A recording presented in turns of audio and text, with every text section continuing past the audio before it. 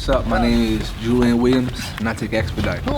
Some days I walk into the gym, not necessarily feel like working. Take a scoop or two of this, be ready to go. It's the best stuff I've ever had. Expedite.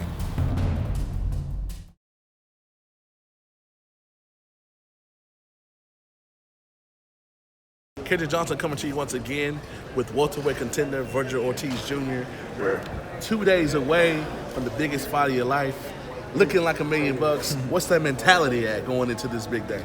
And you know what? I'm very excited for this fight. You know, I feel very positive. I'm a positive guy. I don't let anything get to my head, and I'm just ready for this fight. Is it hard to fight somebody that's no animosity? Because y'all seem very cordial. Like you said in the press conference that y'all just trying to support y'all families. It's all peace and love. It's hard to just get up for someone you don't got that or just at the end of the day it's just the competitiveness of finding out who is the best. Yeah, you know what? It's probably easier because you know emotions tend to get in your way. You know, so it's probably easier to be peaceful and state of mind. I can actually think clearly.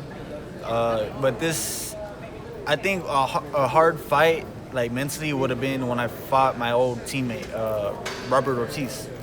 You know, we were very cool with each other, and we still are. You know, we called each other cousins before we fought. And if anything, that fight was like kind of weird. We were so cool with each other. You know, I mean, if anything, that was more. It's like it's hard to pull the trigger. Yeah.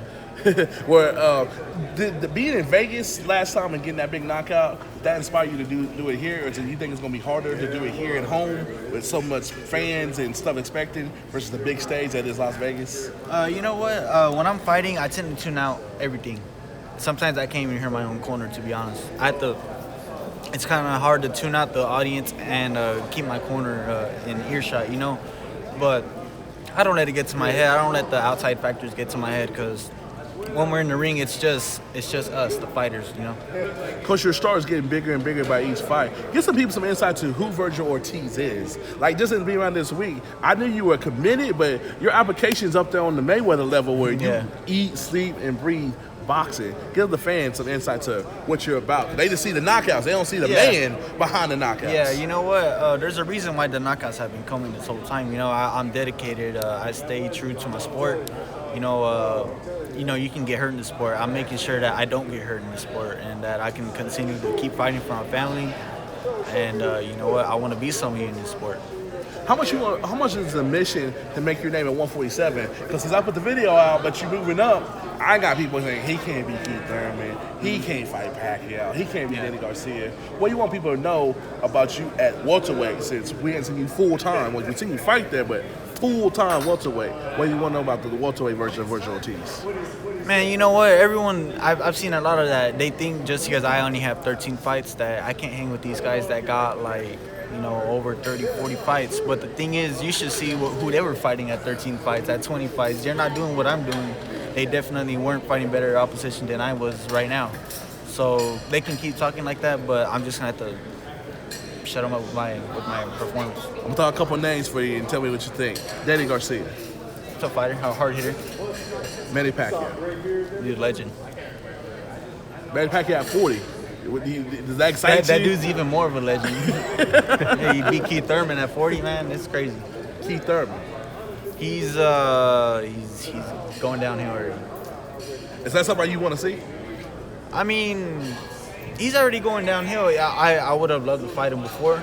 You know what? I just don't think he's all there anymore. Errol Spence Jr. That dude's the shark of 147. Terence Crawford. That dude is the other shark, the more intelligent shark of 147. I don't. If they were to fight, I wouldn't know who would win. So would you pay if you wasn't you just a boxing fan? Would you pay your money to the zone to watch that fight? Yeah. Man, I would love to see that fight. And how much does being that just a fan of the sport, like you watch everybody from 160 on down, how much you think that helps you out? Because when you're just watching the pure sweet science, does that mentality and embracing the sport help you out when it's why you want to train and go do all that running and all that craziness that y'all do? Of course. You know what? There's a lot of fighters that do different things. I'll see some stuff that, like, a certain knockout, like, I've never seen that before. I'm like, man, I want to go practice that right now and see how I like it. Yeah. And give or take in about a minute, what do you want to accomplish with this whole weekend? When you sit back on your couch Sunday, assuming you get your hand raised, what do you want to accomplish with this week, with this big stage? Golden Boy putting you front and center. Everybody in Dallas talking about you. It's like you're the second most popular boxer behind Errol Spence right now in Dallas. Yeah. What do you want to have accomplished when you sitting down reflecting on this week Sunday night? You know what? Everyone's calling me a future superstar or a star right now, and there's not a lot of people that believe that. I want to prove to these people that I'm more than capable of fulfilling those expectations. You know what? I have a lot of proof. I've done a lot. I have a lot of proof. And you know what? I love proving people wrong. And that's what I'm going to do.